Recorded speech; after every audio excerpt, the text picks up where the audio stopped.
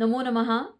स्तोत्र तिसरं श्री गणेशाचं आणि हे नारद मुनींनी रचलेलं आहे. आणि याच्यामध्ये आपल्याला सगळ्यांना माहिती आहे, प्रणम्य शिरसा देवम गौरीपुत्रम विनायकम हे जे स्तोत्र आहे नारद मुनींनी रचलेलं. प्रत्येक शाळेमध्ये जवळजवळ महाराष्ट्रातल्या तरी सगळ्या शाळांमध्ये हे बालवाडीपासून शिकवलं जातं. अतिशय सोपं म्हणायला आणि अर्थपूर्ण असं हे स्तोत्र आहे. आपण त्याचा अर्थ बघूया. त्याआधी आपण त्याचं पठण करूया आणि मग त्याचा मराठीमध्ये अर्थ पाहूया.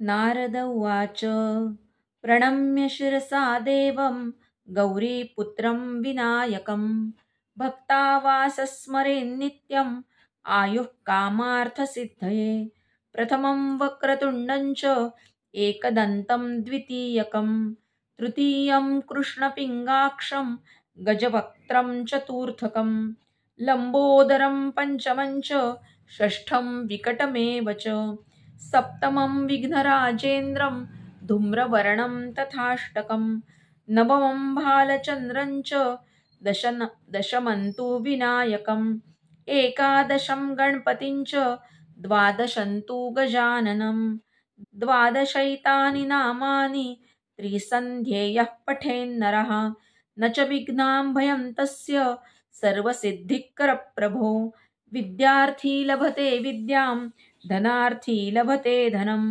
पुत्रार्थी लभते पुत्रान् मोक्षार्थी लभते गतिं जपेत् गणपतिस्तोत्रं षड्भैर्मासैर्फलं लभेत् संवत्सरेण सिद्धिं च लभते नात्र संशयः अष्टभ्यो ब्राह्मणेभ्यश्च लिखित्वायं समर्पयेत् तस्य विद्या भवेत् सर्वात् गणेशस्य प्रसादतः इति श्री नारद विरचितं गणपतिस्तोत्रं संपूर्णम्।